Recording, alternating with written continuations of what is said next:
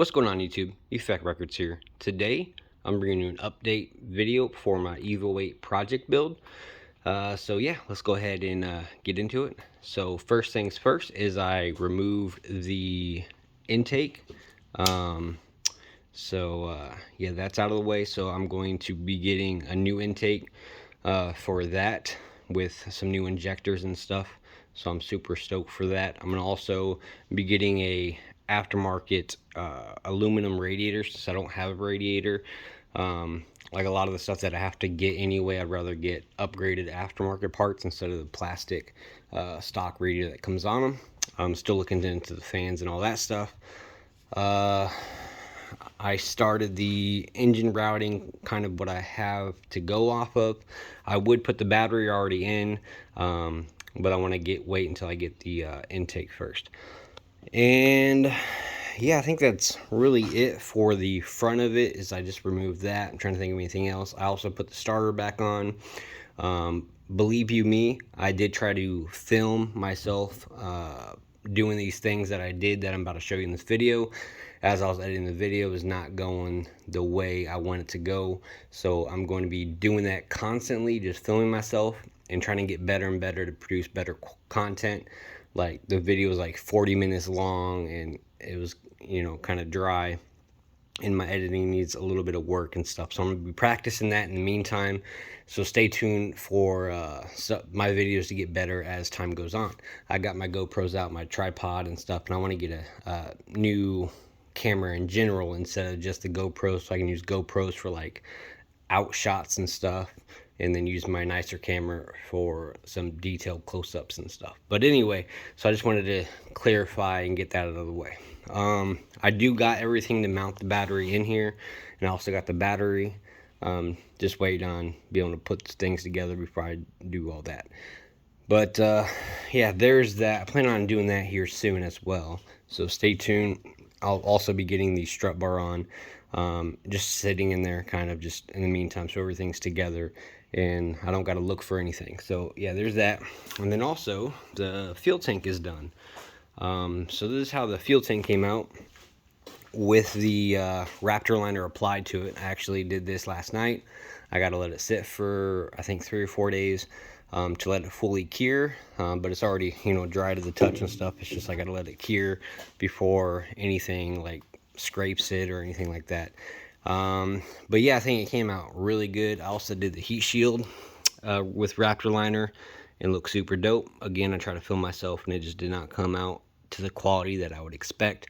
So I'm gonna be practicing that in the meantime. I actually got Adobe Premiere so I can start editing the videos that way. And I just need to, you know, get back in the loop, because back in the day I didn't do too bad, but then I just fell out of it. And I need to get back into it. But yeah, I think the fuel tank came out really good, actually, in my opinion, with the Raptor Liner, compared to how it used to look. So basically what I did was I wrapped it in fiberglass with resin, with epoxy resin, covered all the areas that I could get, and then I sanded everything down trying to get it smooth and stuff, and then I applied fiberglass body filler on top of those areas that needed it, you know, that needed some attention and stuff, and made that really nice and smooth. And you can't even see where I body fillered, because I got that nice and smooth and into the creases and stuff that I could get it to. There is obviously some areas like right around there that's, you know, I couldn't really get into, but you know, you're not going to see the fuel tank, so a lot of these areas don't really matter to me, as long as it's good to go and it's not going to leak, basically. So yeah, because it's going to be up there. But I think it came out, you know, way better than when I started with a fuel, you know, with a rusty tank completely gone, basically. But for this area, this was the only spot that I couldn't get to stop leaking, so I ordered some from Amazon, which came in a couple days ago, some JB tank weld putty stuff. So I put that on there, and this came out really good as well. Like, it's super hard and durable, and it doesn't leak anymore, so that's awesome. Basically it's putty, and you kind of knead it, like squish it together and mix it up all in your hand, and then you just place it and you just smush it into the holes and stuff, and it fills it up. And it starts getting warmer as it starts to cure when everything gets together, kind of like body filler does, and the chemical reaction. And you're just trying to shape it basically and trying to get it, the best you can. And that's kind of how that came out. So yeah, you can obviously tell, but it works, and I think it looks pretty good over the Raptor Liner.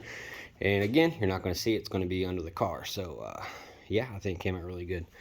In the back side of the heat shield. And then I finished Raptor lining the underside as well. Under here, there are some areas, if I can get my light in the right spot, there are some areas that I missed while I was in school, and I got all that and stuff, and it came out really good as well. Now this is about as good as it's going to get for me. I'm not going to worry about it anymore. So if there is a little bit of areas, it should be fine. I think it came out good enough. I had to mask all of my suspension components because I didn't want to take that out. So I had to mask all that up because I got a new masking thing right there that I use to mask all this off. But yeah, there's one thing I got to do on this side, which is I got to chase the threads on the suspension linkages with the ball joints. As you can see, they're all not connected. They're just chilling because the nuts don't want to thread on very good. So I'm going to go ahead and chase them up. But the other side, the nuts themselves are good, but this other side, these are all done and all bolted on solid now. It wasn't when I took it home from school. That's because it was spinning. I was running out of time and I had other important things to tend to. But this side is completely on solid. The only thing that is missing is these brackets right here, which I still got a Raptor Liner the bottom side, and then I'm going to get those on.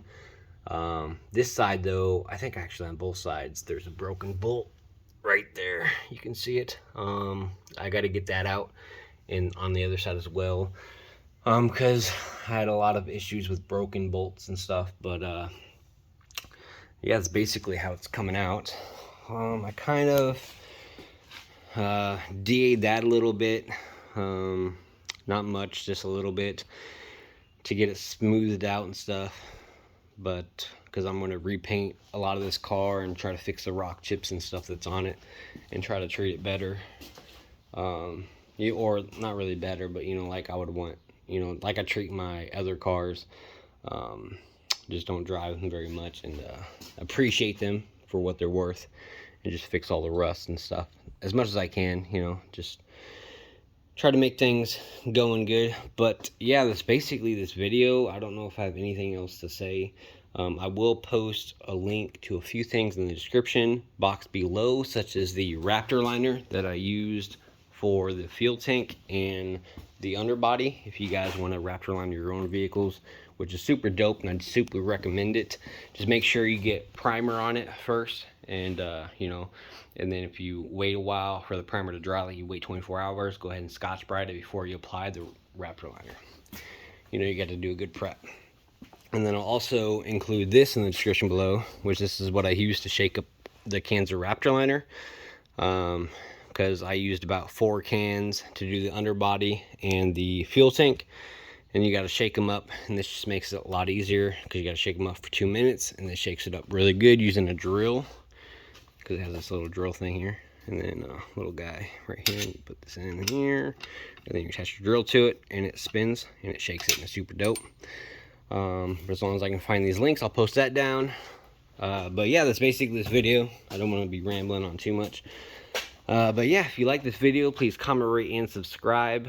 And I'll be back with some more content. Hopefully next time I'll be able to film myself and see where I go, and see if I'm feel confident enough to put that on YouTube without getting blasted or whatever, because I feel like I can do better than what I was doing. So yeah, let's go ahead, and I'll see you on the next one. All right, peace.